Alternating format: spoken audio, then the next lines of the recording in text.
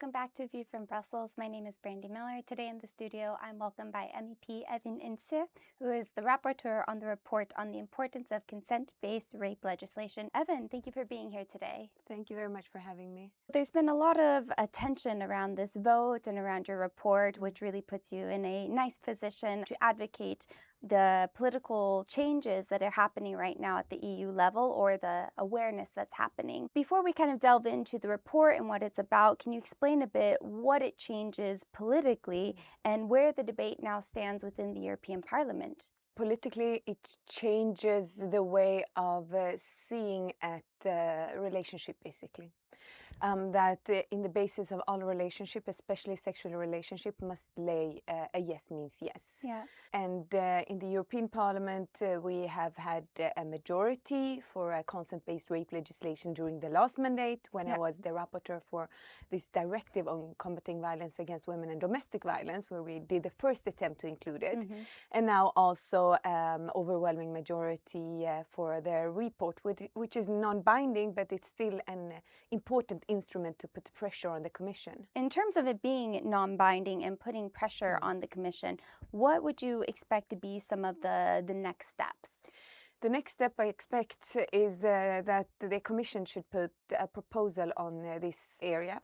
And it shouldn't be hard at all, because they have an experience from the last mandate when they put forward a proposal for a legislation, so it should go promptly. When it comes to the change that needs to happen in the different legal systems and what that means for victims who often have faced resistance in the past, what would you hope that this report and this awareness happening within the EU would start to bring out? Well, first and foremost, I hope that we see less cases of rape, that it leads to a cultural change on what the relationship actually means, because that's the whole aim. And if then it happens, the perpetrator should always know that impunity will not follow. Because today, when we look at rapes all across the European Union, only 0.5% leads to convictions. 0.5% for me equals impunity. And then, of course, the legislation also, and the proposal that we have made, is addressing the need of support, addressing knowledge among those that are working with survivors.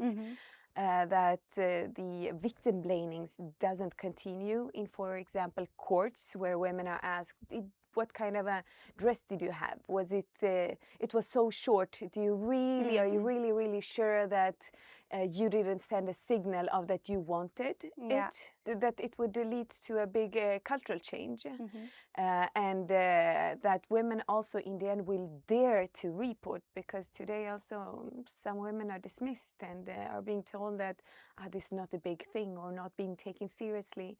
In some member states, we even have this perception of that rape, for example, in marriages is a family matter. And of course, no such a thing is a family matter. It should and is a crime. Do you still see this being perhaps a bit socially uncomfortable for EU member states to digest? And I would imagine that what you just mentioned is quite triggering for many women who might identify or do identify with what you said of being dismissed and wanting to bring accusations forward. How do you see this discomfort playing out in the different member states? Well, what it means is that we will go from a force-based legislation to a consent-based rape legislation. And among some, still in 2026, there is a perception that the consent-based rape legislation will mean that you will sign a contract. And that's not true. I believe that almost everyone knows if the other person wants to have a sexual relationship or not. And if you hesitate, you shouldn't engage in that kind of a relationship. So there is still a perception by some that it means that the legislation will lead to something it will not lead to. But we have seen important step forward in many member states the last years. But of course, those steps didn't come from above. It came after political pressure from the civil society, from the women's organization all across the European Union. So today we have 14 member states in the European Union who has some kind of consent-based rape legislation. So what do you see being needed to make that more EU-wide, I guess going back to the Commission? I believe the time is now, and that we really have a momentum actually to have an EU-wide definition of consent-based rape legislation. During the last mandate, when I was the rapporteur for this directive on violence against women and domestic violence, and it was actually the first of its kind, we tried to incorporate consent-based rape legislation in that also, but didn't manage the whole way due to an unholy alliance of three men.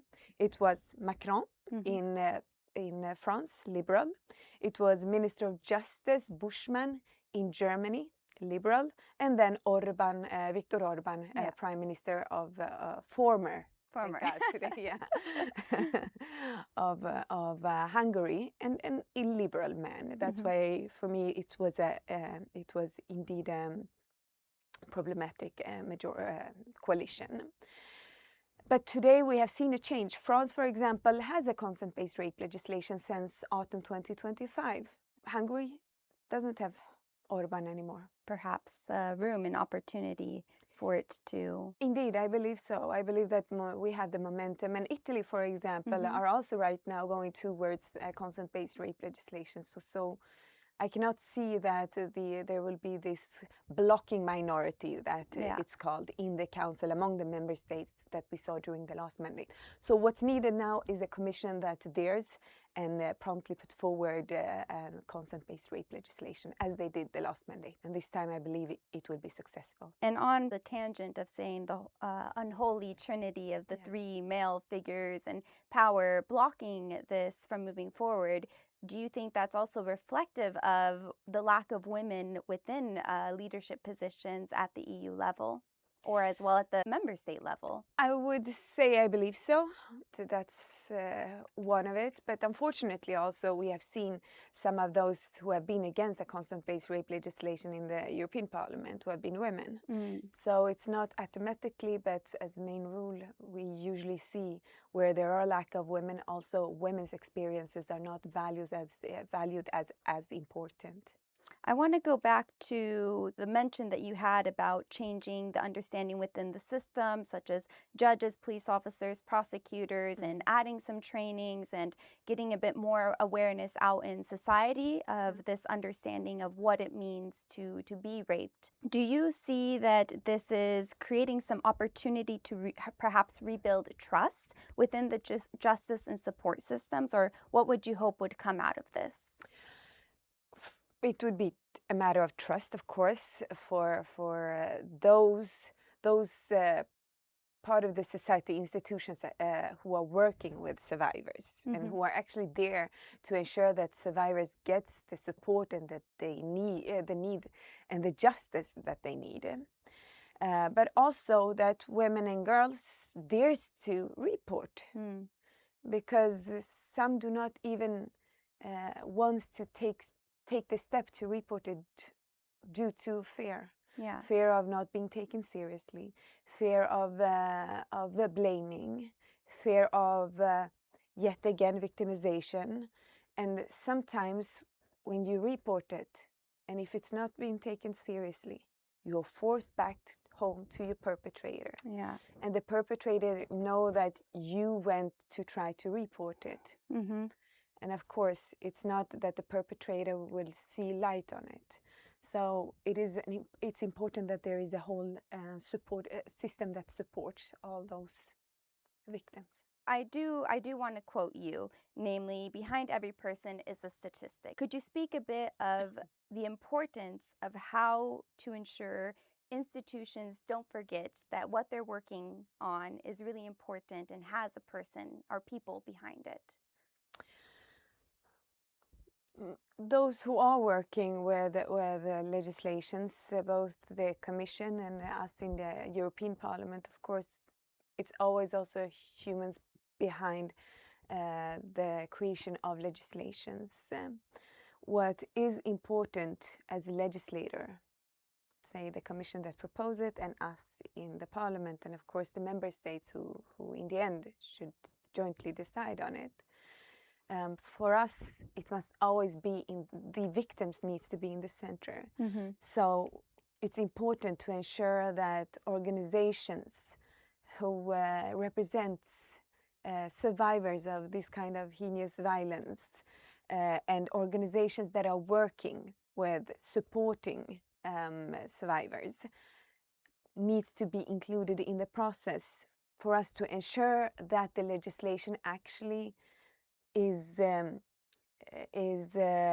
a way where it fulfills its goals and that we don't forget any aspects. So for me, during the whole process, it was important, both when it came to the directive and when it came to the report, to meet those who knows both the situation the best, those who have experience from it, as well as those who have knowledge on the area. So that's one way, and an important way of including the perspectives that we need to have in it, to not forget any aspect. For example, secondary victimization in violence at large against women is something that happens, and something that it's easy to forget if you don't have a knowledge about that actually happens. Yeah, well, that's a very important and I guess good tone to end this interview on. Thank you so much for discussing this topic. As we discussed, it is very sensitive for many women, and I'd hope that your message continues to spread and the wonderful work that you're doing at the Parliament, and we'll hopefully keep an eye out for some positive change to come to society. Thank you very much for this very important conversation.